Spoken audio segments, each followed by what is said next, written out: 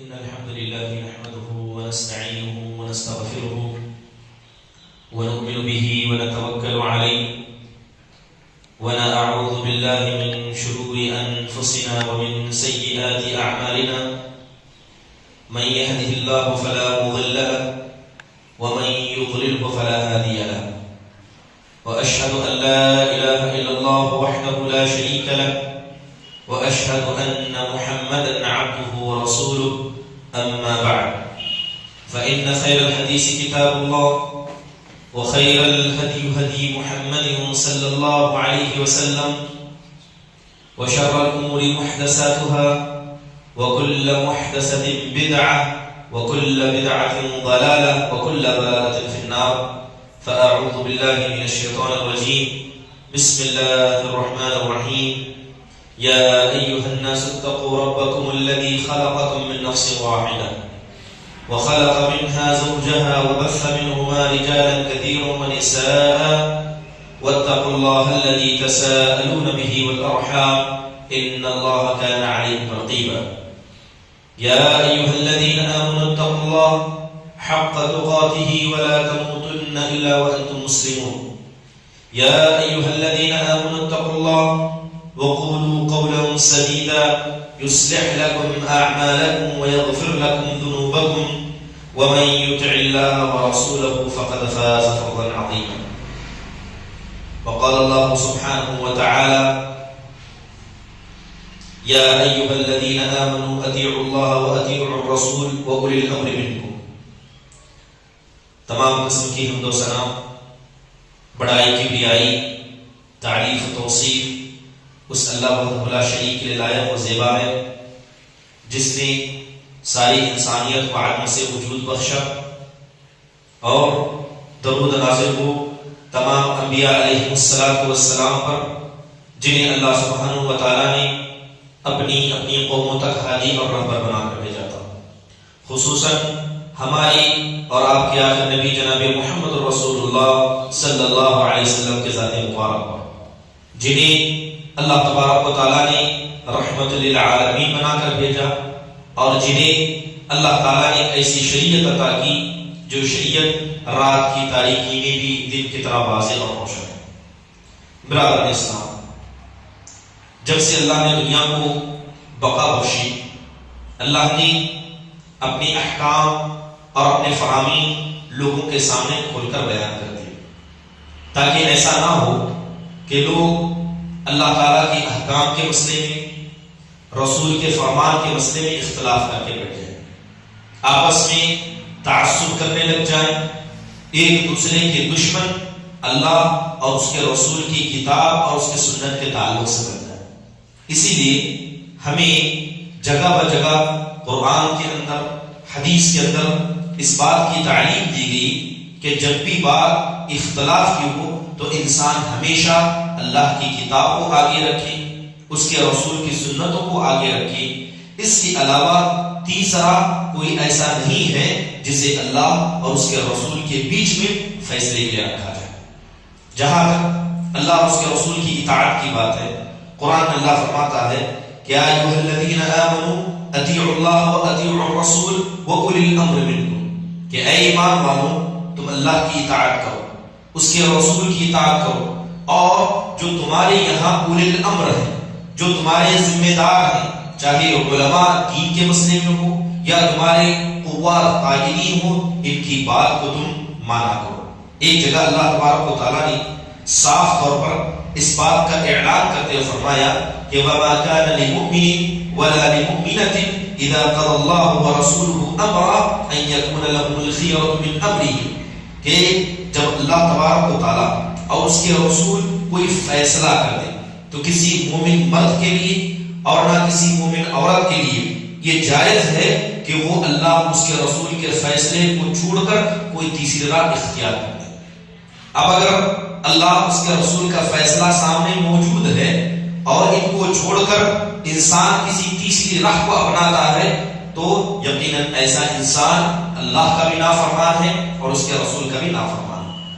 برادران اسلام، جس طرح ایک مسلمان کو ہر وہ اچھی چیز پتہ ہونی چاہیے جسے ہم عبادت کہتے ہیں اور جس کے ذریعے وہ اللہ کا قریبی بنتا ہے. تو اسی طرح انسان کو ان گمراہ راستوں کے بارے میں بھی پتہ ہونا چاہیے کہ جن پر چل کر بہت سارے لوگوں نے ہلاکت کو اپنا مقدر بنایا. اسی لیے دیکھیں کہ صحابہ اکرام میں ایک صحابی تھے جنہیں حذیفہ بن یمان رضی اللہ عنہ کہا جاتا تھا. صحابہ آتے اللہ کے نبی کے پاس آ کر ہمیشہ خیر کے بارے میں پوچھا کرتے, اچھی چیزوں کے بارے میں پوچھا کرتے. مقصد کیا تھا؟ تاکہ ان اچھی چیزوں کو کر کے وہ اللہ کے قریبی بن سکے, اللہ کے رضا کو حاصل کر سکے. لیکن حضرت حذیفہ بن یمان جب بھی اللہ کے نبی کے پاس آتے برائی کے بارے میں سوال کرتے, فتنوں کے بارے میں سوال کرتے. حدیث کے اندر آتا ہے, حضرت حذیفہ خود کہتے ہیں کہ کان الناس يسألون رسول اللہ عن الخیر وكنت اسألهم عن الشر, کہ لوگ اللہ کے نبی کے پاس آ کر اچھے اعمال کے ذریعے بھلے اعمال کے بارے میں سوال کرتے, لیکن میں اللہ کے نبی کے پاس جاتا تو برائی برے اعمال کے بارے میں سوال کرتا, مخافت ان یدرکنی, اس ڈر سے کہ ہمیں صرف اچھے اعمال پتا ہو اور برے اعمال کے بارے میں ہمیں نہ پتا ہو تو قریب ہے کہ ہم اچھا عمل کرتے ہوئے بھی برائی میں واقع نہ ہو جائے. یقیناً یہ انسان کا کردار ہے. انسان جس طرح اللہ, اس کے رسول اور ان کے فرامین ہیں ان کو جانتا ہے, اسی طرح برائی کے راستوں کے بارے میں بھی علم رکھے تاکہ ان برائی کے راستوں میں وہ کبھی واقع نہ ہو سکے. اللہ کے نبی صلی اللہ علیہ وسلم حجۃ الوداع کے موقع پر تھے. آپ علیہ الصلوۃ والسلام نے صحابہ کو اپنے سامنے اکٹھا پایا تو انہیں نصیحت کی.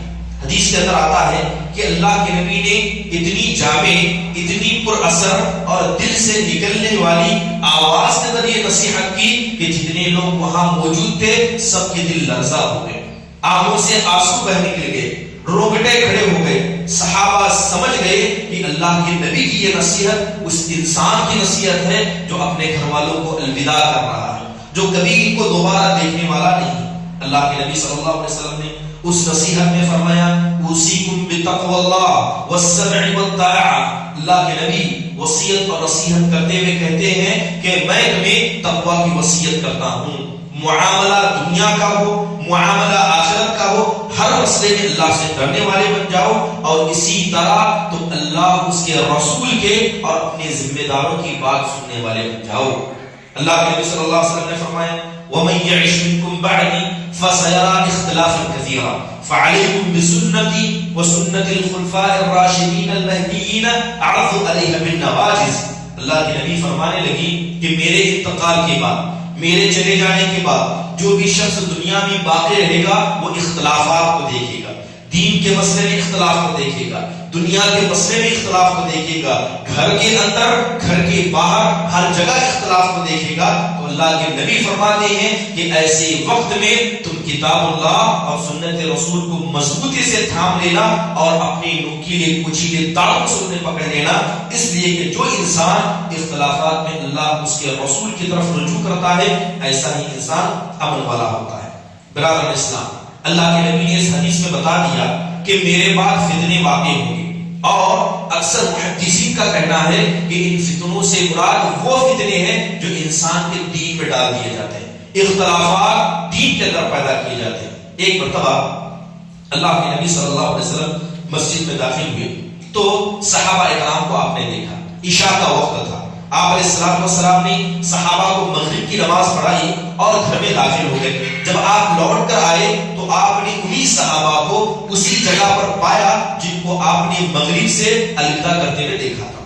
تو اللہ کے نبی صلی اللہ علیہ وسلم نے پوچھا, کیا تم مغرب سے ابھی تک یہی بیٹھے ہو؟ تو صحابہ نے کہا کہ ہاں. اے اللہ کے نبی, ہم یہیں بیٹھے ہیں. اللہ کے نبی صلی اللہ علیہ وسلم نے کہا کہ تمہیں کس غرض نے یہاں بٹھا دیا؟ تو صحابہ نے کہا, اے اللہ کے نبی, ہم نے آپ کے پیچھے نماز ادا کی تو ہم نے چاہا کہ عشاء کی نماز تک آپ کا انتظار کریں, اور جس طرح مغرب آپ کے پیچھے ادا کی ہم عشاء بھی آپ کے پیچھے ادا کریں. اللہ کے نبی صلی اللہ علیہ وسلم خوش ہو گئے, آسمان کی طرف انگلی اٹھائی اور اللہ سے کہا کہ اے اللہ, تو گواہ رہنا کہ اسی مقصد کے خاطر یہاں بیٹھے ہوئے. پھر اللہ کے نبی صلی اللہ علیہ وسلم نے ایک عظیم پیغام دیا. آپ نے فرمایا, النجوم امنۃ للسماء فَإِذَا ذَهَبَتِ النُّجُومُ أَتَى السَّمَاءَ مَا يُوعَدُ. اللہ کے نبی کہنے لگے کہ اس بات کو غور سے سنو کہ یہ ستارے یہ آسمان کے لیے امانت ہے, جب یہ ستارے چلے جائیں گے، یہ آسمان کی امانت ختم ہو جائے گی، تو جو وعدہ اللہ نے آسمان سے اسے ادھیڑ دیے جانے کا، اسے لپیٹ کر ہٹا دیے جانے کا جو وعدہ اللہ نے آسمان سے کیا ہے، وہ وعدہ ضرور آئے گا۔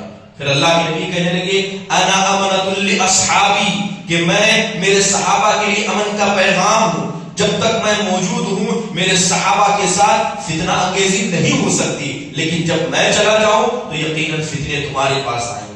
پھر آپ کہنے لگے کہ میرے صحابہ میری امت کے لیے امن کے ضامن ہیں، جب تک یہ موجود ہیں زمین میں فتنے نہیں آ سکتے، لیکن جب یہ صحابہ چلے جائیں گے تو زمین کے اندر فتنے ہی فتنے ہوں گے۔ اور اللہ کے نبی صلی اللہ علیہ وسلم نے صحابہ کی موت کو فتنے کا دروازہ کہا، کہ صحابہ کی موت یہ فتنے کا وہ دروازہ ہے جس کے بعد فتنے رکنے والے نہیں ہیں۔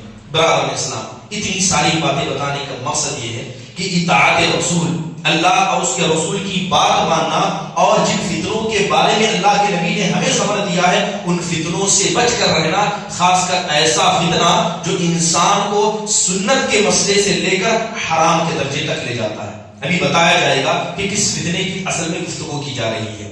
برادران اسلام، یقیناً صحابہ اکرام کی زندگیاں اللہ کے نبی صلی اللہ علیہ وسلم کے فرمان کو سن کر اس پر عمل کرتے ہوئے کٹی۔ صحابہ اکرام نبی صلی اللہ علیہ وسلم کے فرمان کا انتظار کرتے کہ آپ کا حکم آئے اور ہم اس پر فوراً عمل کرنے لگ جائیں، چاہے اللہ کے نبی صلی اللہ علیہ وسلم نے اس کام سے پورے طور پر منع کیا ہو یا کسی کام سے آگے طور پر منع کیا ہو۔ حدیث مشہور ہے کہ نبی صلی اللہ علیہ وسلم نے ایک صحابی رسول کے ہاتھ میں سونے کی انگوٹھی دیکھی، آپ علیہ الصلوۃ والسلام نے اسے کھینچا اور پھینک دیا اور کہا کہ کسی مرد کے لیے جائز نہیں ہے کہ وہ سونے کا استعمال کرے، جس نے اس سونے کا استعمال کیا اس نے ایک حرام کام کو انجام دیا۔ اب جب اللہ کے نبی صلی اللہ علیہ وسلم نے اس صحابی رسول کے ہاتھ سے انگوٹھی پھینک دی تو وہ صحابی پلٹ کر جانے لگے، تو جو دیگر صحابہ کچھ مجلس میں موجود تھے انہوں نے کہا کہ اللہ کے نبی نے انگوٹھی کو پہننے سے منع کیا ہے، اس کے استعمال سے یا اس کو بیچ کر فائدے سے منع نہیں کیا ہے، اس کو تم اٹھا لو۔ وہ جذبہ جو صحابی کے اندر نبی کی محبت کا اور اطاعت رسول کا تھا، وہ کہنے لگے کہ ایسے انگوٹھی کو میں اٹھاؤں تو کیسے اٹھاؤں جس انگوٹھی کو اللہ کے نبی نے پھینک دیا، جس کو میرے نبی نے پھینک دیا اس کو کبھی میں اٹھا نہیں سکتا۔ یہ اللہ کے نبی سے محبت، آپ کے زبان سے نکلے ہوئے فرمان سے محبت، آپ کی کیے ہوئے کردار سے محبت کی ایک زندہ علامت تھی۔ حدیث کے اندر آتا ہے کہ ایک مرتبہ حضرت عبداللہ بن عمر رضی اللہ عنہ نے اپنی بیوی کو مسجد میں جانے سے روک دیا اور کہا کہ تم مسجد مت جایا کرو، تو انہیں بتایا گیا کہ اللہ کے نبی صلی اللہ علیہ وسلم نے منع کیا ہے کہ خواتین کو مسجد میں جانے سے نہ روکا جائے، اگر یہ اللہ کی بندیاں مسجد جانا چاہتی ہیں تو انہیں جانے دیا جائے۔ تو وہ صحابی رسول جن کے چہرے پر مسکراہٹ ہوتی، ہمیشہ پیار و محبت سے گفتگو کرنا ان کا قرہ امتیاز تھا، جیسے ہی عبداللہ بن عمر نے کہا کہ میں ان کو جانے سے ضرور روکوں گا تو حضرت عمر کا غصہ ابل اٹھا۔ حضرت عمر کہنے لگے کہ میں تمہیں اللہ کے رسول کی حدیث سنا رہا ہوں کہ نبی صلی اللہ علیہ وسلم نے خود سے جانے والی خواتین کو مسجد میں جانے سے منع فرمایا اور تم کہتے ہو کہ میں روکوں گا۔ مارے غصے کے ابل پڑے اور قریب تھا کہ اس کوڑے سے جس کو مارے غصے کے حضرت عمر نے اٹھایا تھا اپنے بیڑے سے اس کوڑے کو مار دے۔ یہ نبی صلی اللہ علیہ وسلم سے محبت کی علامت تھی، آپ کی سنت سے علامت تھی کہ سامنے چاہے بیٹا ہو، آپ کی محبوب اولاد ہو، اگر نبی کی سنت کی مخالفت کی جائے تو نبی کی محبت سے، آپ کی سنت سے بڑھ کر دنیا کا کوئی شخص نہیں ہو سکتا، چاہے وہ آپ کا لخت جگر ہی کیوں نہ ہو، چاہے وہ آپ کا نور نظر ہی کیوں نہ ہو۔ صحابہ اکرام نبی صلی اللہ علیہ وسلم کے فرمان کو سن کر فوراً عمل کرنے والے تھے، اور یہ جذبہ ہی تھا جس کی وجہ سے اللہ تبارک و تعالیٰ کی رضامندی ان کو ملی۔ حضرت عبداللہ بن مسعود رضی اللہ عنہ واقعہ مشہور، اپنی لونڈی کو مار رہے تھے، اس سے غلطی ہوئی، اسے ڈانٹ رہے تھے اور انہوں نے کوڑا اٹھا کر رکھا تھا۔ اللہ کے نبی کا گزر حضرت عبداللہ بن مسعود رضی اللہ عنہ کے گھر سے باہر ہوا۔ اللہ کے نبی نے کہا اعلم یا ابا مسعود، اعلم یا ابا مسعود، اے ابو مسعود اس بات کو سن لو، اے ابو مسعود خبردار ہو جاؤ۔ جیسے ہی حضرت عبداللہ بن مسعود نے ایک ڈانٹنے والے کی، ایک ڈرانے والے کی آواز کو پیچھے سنا، پلٹ کر دیکھا تو وہ پیارے نبی جناب محمد رسول اللہ صلی اللہ علیہ وسلم تھے، اور آپ کہہ رہے تھے کہ اے عبداللہ بن مسعود، جتنی طاقت جتنی قدرت تم اپنی لونڈی پر رکھتے ہو، اس سے زیادہ قدرت اور طاقت اللہ تم پر رکھتا ہے، تو لہذا کسی پر ظلم کرنے سے بچنا، کیونکہ اللہ تعالیٰ کی ذات انصاف کرنے والی ہے، اور ظالموں کے ساتھ بھی اللہ انصاف کرنے والا ہے۔ فوراً عمل سے رک گئی، مسجد میں داخل ہو رہے تھے، اللہ کے نبی نے مسجد کے اندر جمعہ کے دن کچھ صحابہ کو کھڑا دیکھا تو کہا کہ بیٹھ جاؤ۔ عبداللہ بن مسعود جو مسجد کے دروازے کے باہر تھے، انہیں نہیں پتا کہ یہ حکم کس کو دیا جا رہا ہے، کس مقصد سے دیا جا رہا ہے، لیکن نبی کے زبان سے نکلا، مسجد کے دروازے پر ہی بیٹھ گئے۔ اسے کہا جاتا ہے محبت کا جذبہ۔ برادر اسلام، نبی صلی اللہ علیہ وسلم جب کھانے بیٹھتے تو آپ کو کدو پسند تھا، کدو سے محبت کرنا یہ نبی سے محبت کی علامت ہے، لیکن یہ نبی صلی اللہ علیہ وسلم کی سنت نہیں ہے کہ کوئی آدمی کھائے تو یہ سمجھ کر کھائے کہ نبی صلی اللہ علیہ وسلم کھاتے تھے، آپ نے اس کا حکم دیا تو یہ سنت ہے۔ یہ بات الگ ہے کہ نبی کو جو چیز پسند تھی اسے پسند کرنا بھی نبی سے محبت کی علامت ہے۔ اب نبی صلی اللہ علیہ وسلم جب کھانے بیٹھتے، دسترخوان پر اگر کدو ہوتا تو نبی صلی اللہ علیہ وسلم اس ہانڈی میں کدو کو ڈھونڈ ڈھونڈ کر کھایا کرتے۔ بہت سارے صحابہ کرام ایسے تھے جنہیں فطری طور پر کدو نہیں پسند تھا، لیکن نبی کے مارے محبت میں اور اللہ تبارک و تعالیٰ سے امید لگاتے ہوئے کہ ہم نبی سے مارے محبت کرتے ہوئے کدو کھا رہے ہیں، صحابہ کرام اس عمل کو کیا کرتے۔ برادر اسلام، آج ہماری امت کا حال دیکھیں، بہت سارے لوگ ہیں، بہت سارے فرقے ہیں، ایسے فرقے ہیں جو ہر فرقہ اپنے آپ کو اللہ اور اس کے رسول کی بات ماننے کا دعویٰ کرتا ہے، لیکن یہ بات دعوی کی تو کرتے ہیں، لیکن اتنا ہی تعصب، اتنی ہی مذہب کو لے کر تقلید یا اندھی تقلید کہیں یا مذہب کے تعلق سے، اپنے امام کے تعلق سے تعصب لوگوں کے اندر کوٹ کوٹ کر بھرا ہے۔ اب یقیناً انسان کو اللہ اس کے رسول کی اعمال سے، اللہ اور اس کے رسول کے احکام سے محبت ہونی چاہیے، لیکن یہ محبت کبھی بھی انسان کو ایک مسلمان کے ساتھ، ایک ایسے انسان کے ساتھ جو اللہ اور اس کے رسول کی بات کرتا ہے، اس کے ساتھ تعصب پر نہیں ابھار سکتا۔ آج ہمارے یہاں امت کے کئی سارے فرقے ہیں، ہر فرقہ جو اس کے پاس ہے اس سے خوش ہے، کسی کو فرق نہیں پڑتا کہ انسان حق کی تلاش کرے، کہ اگر کوئی دوسری جماعت آپ سے اختلاف کرتی ہے تو اللہ اس کے رسول کا فرمان یہ ہے کہ آپ جانچ کریں، سامنے والا کہہ رہا ہے تو بات درست ہے یا غلط ہے، بنسبت اس کے بدیگر اس کے کہ آپ اپنے مسلک کو پکڑ لیں اور صحیح اور غلط کی تلاش کرنا ہی چھوڑ دیں۔ بہت سارے جماعتوں کے اندر دیکھا جاتا ہے، کہا جاتا ہے کہ تم اس سے بات نہ سنو، تم اس کی مسجد میں مت جاؤ، اس سے ہم کلام نہ کرو۔ یاد رکھیں اللہ ہر شخص سے حساب لینے والا ہے۔ اگر اللہ نے آپ کو عقل سلیم دی ہے تو آپ کا فرض بنتا ہے کہ صحیح حدیثوں کو آپ تلاش کریں، صحیح موقف کو آپ تلاش کریں اور اس کی جستجو میں لگ کر رہیں، یہی مومن کا کردار ہونا چاہیے۔ اگر آپ کے سامنے کوئی دین کا مسئلہ پیش کرتا ہے تو آپ کو پتہ کرنے کا یہ حق ہے کہ یہ بات کہی جا رہی ہے سچ ہے یا درست ہے۔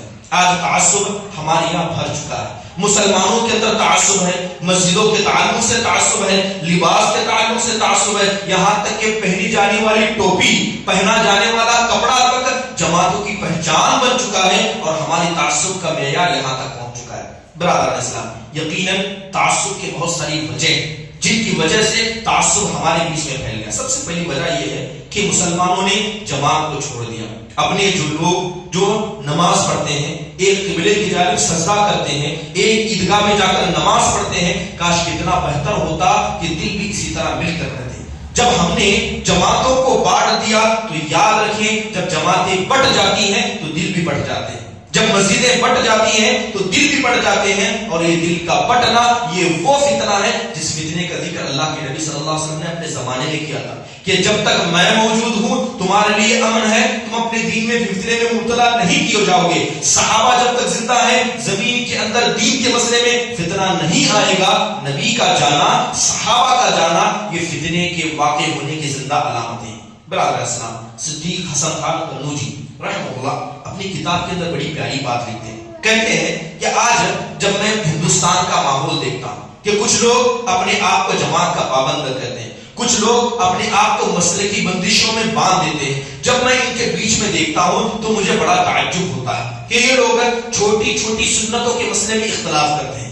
ہاتھ جو ہے سینے پر باندھا جائے یا ناف کے نیچے باندھا جائے، مسجد کے اندر جب نماز پڑھایا جائے آمین زور سے کہی جائے یا کم کہا جائے؟ ایک بات سن لیں کہ اگر کوئی انسان نماز کے اندر آمین نہیں کہتا ہے تو اس سے کسی کی نماز باطل نہیں ہوتی ہے، ثواب کم ہوتا ہے، کیونکہ نبی صلی اللہ علیہ وسلم نے اس کا حکم دیا ہے۔ اگر کوئی انسان سینے پر ہاتھ نہیں باندھتا ہے تو اس کی وجہ سے اس کی نماز خراب نہیں ہوتی ہے، ثواب میں کمی آتی ہے۔ یہ نماز کی سنتیں ہیں۔ یہ کیا ہے؟ نماز کی سنتیں۔ صدیق حسن خان قنوجی رحمہ اللہ فرماتے ہیں کہ لوگوں نے سنت کے مسئلے میں اختلاف کیا، سنت کے مسئلے میں اختلاف کیا، آمین زور سے بولا جائے، کم بولا جائے، ہاتھ سینے پر رکھا جائے، ناف کے نیچے رکھا جائے۔ سنت تھی، نماز کے سنن میں تھی، لیکن اس کی وجہ سے ہوا کیا؟ لوگوں نے آپس میں ایک دوسرے سے چہرے پھیرنا بند کر لیا، ایک دوسرے کو سلام کرنا بند کر لیا، ایک دوسرے پر ہاتھ اٹھایا، مسجدوں کو گرایا گیا، یہاں تک کہ ایک دوسرے کی مسجد میں داخل ہونے سے رک گئے، جو کہ حرام کام تھا۔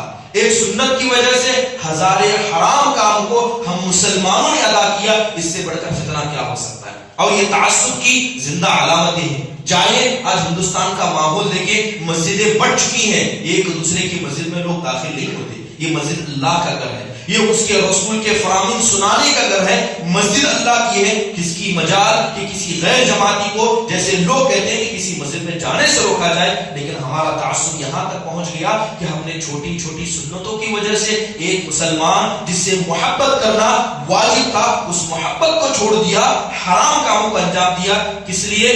صرف سنتوں کو ادا کرنے کے لیے۔ اس کے برعکس دیکھا جائے کہ ایک انسان جو آپ کے مسلک کا نہیں ہے، لوگ اس سے نفرت کرتے ہیں، وہی نفرت ایک شرابی سے نہیں کرتے، وہی نفرت ایک جھوٹ بولنے سے نہیں کرتے، جبکہ جھوٹ بولنے والا حرام کام کر رہا ہے، چوری کرنے والا حرام کام کر رہا ہے۔ ایک حرام کام کرنے والے سے ہمیں نفرت نہیں ہے، لیکن جو آدمی ایک سنت کو چھوڑ دیتا ہے اس سے ہمیں نفرت ہے۔ یہ شیطان کا فتنہ نہیں تو اور کیا ہے؟ شیطان نے ہمیں صحیح راہ سے بھٹکا کر گمراہی کے اس راستے پر کھڑا کر دیا کہ سنتوں کے مسئلے میں ہم نے بڑے بڑے حرام کاموں کو انجام دیا۔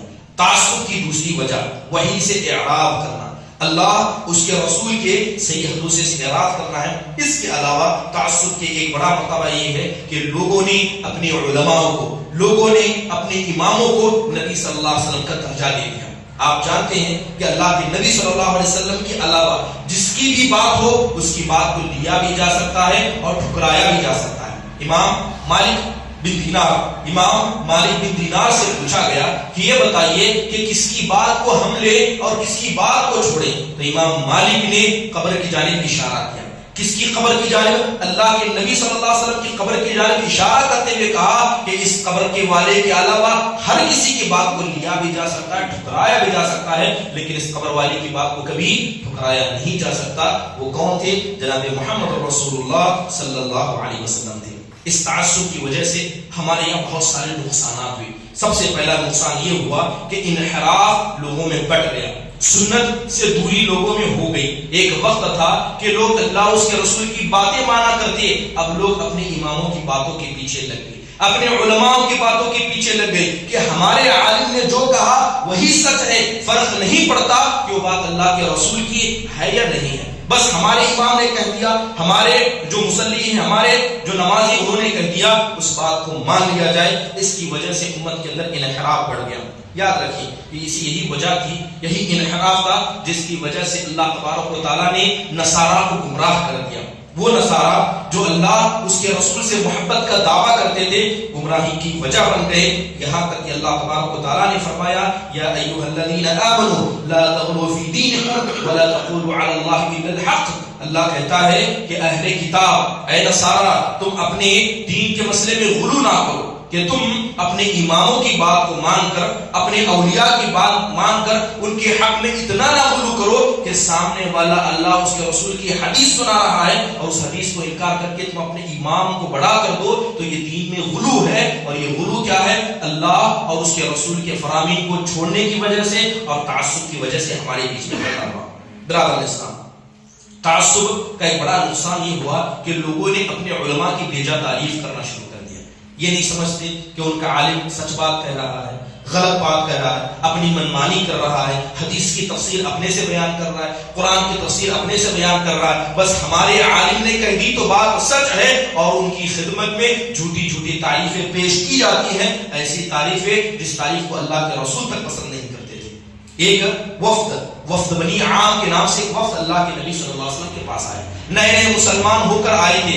آتے ہی نبی صلی اللہ علیہ وسلم کے ہاتھوں کو پکڑ لیا اور آپ سے کہنے لگے انت سیدنا انت خیرنا وابن خیرنا، اے اللہ کے نبی آپ ہمارے سردار ہیں، آپ ہمارے سردار ہیں، آپ ہمیں سب سے معزز ہیں اور ایک معزز باپ کے بیٹے ہیں. اللہ کے نبی صلی اللہ علیہ وسلم کو یہ تعریف پسند نہیں آئی. اللہ کے نبی نے کہا السید هو اللہ، سردار تو اللہ ہے، سردار تو اللہ ہے. میری تعریف ایسے نہ کرو جس کا میں حقدار نہیں ہوں، بلکہ وہی کہو جو اللہ نے کہا. اللہ نے مجھے اس کا بندہ اس کا رسول بنایا تو یہ کہو کہ یہ اللہ کے بندے اور رسول ہیں. یہ مت کہو کہ یہ آقاؤں کے آقا ہیں، سرداروں کے سردار ہیں. اور آج تو لوگوں نے اپنے اماموں کے ساتھ یہ کر لیا، جبکہ یہ چیز اللہ کے نبی صلی اللہ علیہ وسلم تک کو پسند نہیں تھی. اس کی وجہ کیا ہے کرنے کی؟ صرف تعصب ہے. ہمارے تعصب کے لوگ اپنے اماموں کو نبی صلی اللہ علیہ وسلم کے درجے تک پہنچا دیتے ہیں. تعصب کی بڑی وجہ کیا بنی؟ حق سے لوگ پیچھے بھاگ گئے.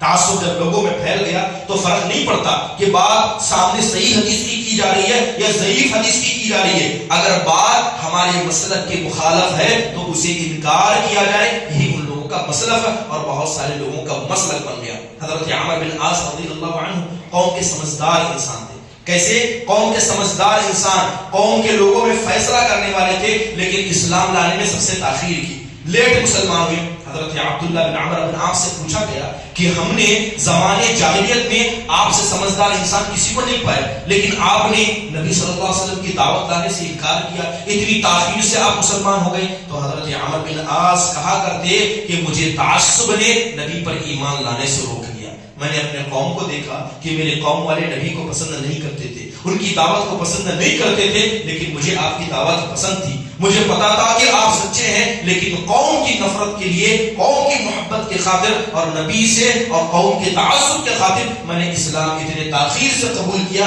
اور یہی آج حال بہت سارے مسلمانوں کا ہے. حق بات بتائی جاتی ہے تو قبول نہیں کرتے. کیوں؟ کیونکہ کسی جماعت سے ہمیں تعصب ہے. تعصب اگر کسی سے ہونا چاہیے تو وہ شیطان سے ہونا چاہیے، شیطان کے راستے سے ہونا چاہیے. اس آدمی سے تعصب نہیں ہونا چاہیے جو اللہ اس کے رسول کی بات آپ کے سامنے کہہ رہا ہے. مسلمان ہم تو وہ ہیں اگر شیطان بھی اگر ہمیں سچ بات بتائے تو اس کی بات بھی قبول کرنے کے لیے تیار ہے. یہ کیا فرق پڑتا ہے کہ سامنے والا ہماری جماعت کا ہے یا نہیں ہے؟ آج مسلمانوں کا حال ہی ہو گیا. حضرت ابو ہریرہ کو اللہ کے نبی صلی اللہ علیہ وسلم نے خزانے کا ذمہ دار، بیت المال کے مال کا ذمہ دار بنایا. شیطان نے آ کر مال چرانا چاہا. حدیث مشہور ہے، شیطان نے کہا کہ اگر ایک اچھی بات بتاؤں تو مانو گے. تو حضرت ابو ہریرہ نے اس کی بات کو سن کر اللہ کے نبی کو بتایا تو اللہ کے نبی نے کہا کہ وہ جھوٹا ہے مگر اس نے تمہیں سچی بات بتائی. اللہ کے نبی نے اور حضرت ابو ہریرہ نے ایک شیطان سے بھی اچھی بات کو قبول کیا. یہ مسلمان ہے. بنسبت یہ کہ ہم کسی کو دیکھیں اور کہیں کہ ہماری جماعت کا نہیں ہے تو اس کی بات کو کیسے قبول کریں؟ یقیناً یہ تعصب کی ایک زندہ مثال ہے. اس کے علاوہ تعصب کی وجہ سے لوگوں میں کیا ہے؟ بدعتیں پھیل گئی. جب لوگوں نے اپنے اماموں کی تعصب کیا، حق بات کو چھوڑ کر یا حق بات کو تلاش کرنے کے بجائے اپنے ہی مسلک پر اٹے رہے یا اپنے ہی دین کے مسئلے میں رہے، ایسے لوگ بہت ساری بدعتوں میں مبتلا ہو گئے. جیسے کہ امام ابن تیمیہ رحمہ اللہ فرماتے ہیں کہ لوگوں نے اپنے ائمہ کے مسئلے میں اتنا تعصب کیا کہ اگر امام کے مسئلے میں کوئی انسان جھوٹی بات بھی کہہ دے تو لوگ فوراً قبول کر لیتے ہیں. یہ نہیں سوچتے کہ امام کے تعلق سے یہ جو بات کہی جا رہی ہے یہ بات سچی ہے یا جھوٹی ہے. برادر اسلام، تعصب کا سب سے بڑا نقصان یہ ہوتا ہے کہ اگر کوئی آدمی اللہ اور اس کے رسول کے فرامین کو چھوڑ کر کسی مسئلے میں تعصب کرتا ہے، ایسے لوگوں کے عمل کو اللہ کبھی قبول نہیں کرتا ہے. نبی صلی اللہ علیہ وسلم اسی لیے اللہ سے دعا کرتے، کیا کرتے؟ اللہم انی اسألک علما نافعا ورزقا طیبا وعملا متقبلا. اللہ سے دعا کرتے کہ اے میرے پروردگار، میں ایسے علم کا سوال تجھ سے کرتا ہوں جو میری ذات کو فائدہ پہنچائے، ایسے رزق کا سوال کرتا ہوں جو پاک ہو، اور ایسے عمل کا تجھ سے سوال کرتا ہوں جو قبول کیا جائے. ہر عمل انسان کا قبول نہیں کیا جاتا ہے، اور جو لوگ اللہ اس کے فرامین کو چھوڑ کر ایسے لوگوں کی بات کو مانتے ہیں جو کبھی اللہ اس کے رسول کے درجے پر نہیں آتے ہیں، تو ایسے لوگوں کے عمل کبھی اللہ تبارک و تعالیٰ کے سامنے قبول ہو نہیں سکتے. سلف صالحین کہا کرتے کہ لوگ نماز پڑھتے ہیں، نماز کس کے لیے پڑھتے ہیں؟ صرف اللہ کے لیے پڑھتے ہیں، لیکن بہت سارے نمازی نماز پڑھ کر بھی گناہ کماتے ہیں، نماز پڑھ کر بھی گناہ کماتے ہیں، اس اعتبار سے کہ وہ نماز اللہ کے لیے پڑھتے ہیں مگر اس کے رسول کے طریقے پر نہیں پڑھتے. اس کے رسول نے جو طریقہ بتایا ہے اس طریقے کو چھوڑ کر دوسرے دوسرے طریقے پر نماز پڑھتے ہیں، ایسے نمازی نماز پڑھ کر اپنے لیے اپنے ساتھ گناہ کو گھر کو لے کر جا رہے ہیں۔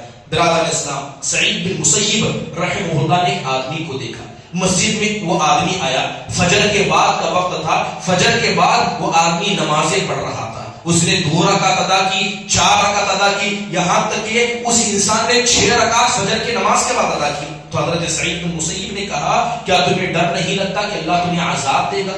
کیا تمہیں ڈر نہیں لگتا کہ تمہیں اللہ عذاب دے گا؟ تو انسان کہنے لگا کہ اللہ مجھے نماز پڑھنے کی وجہ سے عذاب دے گا؟ میں نے 2 کی جگہ 4 پڑھا، 4 کی جگہ 6 پڑھا، کیا نماز پڑھنے کی وجہ سے مجھے عذاب دے گا؟ تو سعید بن مسیب کہتے ہیں اللہ تمہیں نماز پڑھنے کی وجہ سے نہیں بلکہ نبی کے طریقے کو چھوڑنے کی وجہ سے عذاب دے گا۔ نبی نے فجر کے بعد 2 رکعت سے زیادہ نماز نہیں پڑھی، اور وہ نماز جو نبی صلی اللہ علیہ وسلم کی فجر سے پہلے چھوٹ جایا کرتی۔ اگر نبی کے طریقے کو چھوڑ کر انسان نماز پڑھتا ہے تو ایسی نماز سے اللہ عذاب بھی دیتا ہے۔ اس لیے ضروری ہے کہ ہم نماز پڑھیں تو نبی کے صحیح طریقے پر پڑھیں۔ اگر صرف عبادت کرنا مقصود ہوتا، صرف سجدہ کرنا مقصود ہوتا تو یاد رکھے بہت سارے سجدے کرنے والے چہرے اللہ کے سامنے قیامت کے دن لائے جائیں گے اور سب کو جہنم رسید کر دیا جائے گا۔ حدیث کے اندر آتا ہے، آپ نے خوارج کے بارے میں سنا ہے کہ خوارج کون سی قوم ہے؟ یہ خوارج ایک ایسی قوم ہے جو عبادت کرنے والوں میں یا عبادت کرنے کے اعتبار سے صحابہ سے بھی بہتر تھے۔ ایک مرتبہ حدیث کے اندر آتا ہے اور اللہ علماء نے اس حدیث کو صحیح قرار دیا ہے کہ نبی صلی اللہ علیہ وسلم مسجد میں داخل ہوئے، آپ نے ایک انسان کو نماز پڑھتے ہوئے دیکھا، بڑا لمبا رکوع کرتے ہوئے، بڑے لمبے سجدے کرتے ہوئے اللہ کے نبی نے دیکھا۔ مسجد سے باہر نکلے تو آپ نے حضرت ابوبکر سے ملاقات کی، کہا کہ کون ہے اور جائے اس آدمی کو قتل کر دے جو مسجد کے اندر ہے۔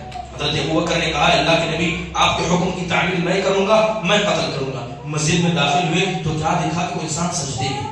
اب سجدے میں مسجد کے اندر کسی کو کیسے قتل کرے؟ حضرت ابوبکر مسجد سے باہر چلے آ کر کہنے لگے اے اللہ کے نبی میں نے تلوار تو کھینچ لی تھی مگر میں نے اس انسان کو سجدے کی حالت میں پایا تو مجھے حیا محسوس کی کہ ایسے انسان کو کیسے قتل کروں۔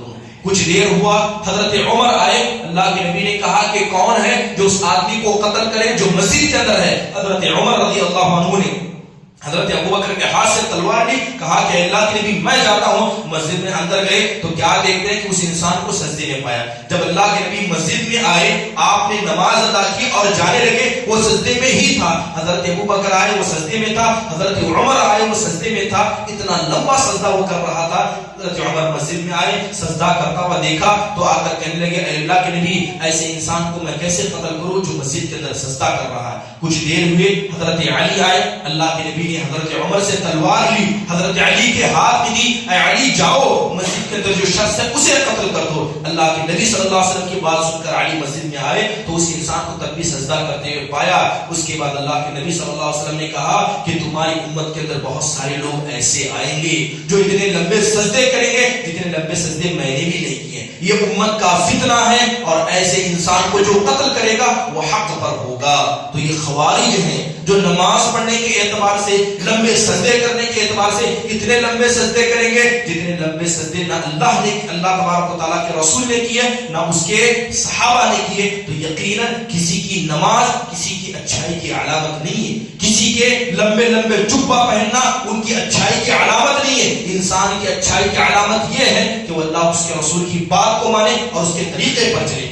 انسان اگر مسجد بڑی بنا لیتا ہے اور دعوت و تبلیغ کے نام پر جگہ جگہ گھومتا ہے، اپنے آپ کو حق پر سمجھتا ہے، تو اللہ کے نزدیک کبھی حق پر نہیں ہو سکتا جب تک کہ وہ اللہ اس کے رسول کے طریقے کو نہ اپنائے۔ اس لیے ضروری ہے کہ یہ تعصب جو ہمارے بیچ میں پھیلا ہے اسے ختم کیا جائے، اور جہاں پر اللہ اس کے رسول کی بات صحیح ہو اس کو قبول کیا جائے اور اسی کے سامنے سر کو جھکایا جائے۔ اللہ تعالیٰ سے دعا ہے کہ اللہ تبارک و تعالیٰ ہم مسلمانوں میں سے تعصب کو دور کرے، ہم سب کو ایک اور نیک بنائے۔ آمین۔ وآخر دعوانا الحمدللہ رب العالمین۔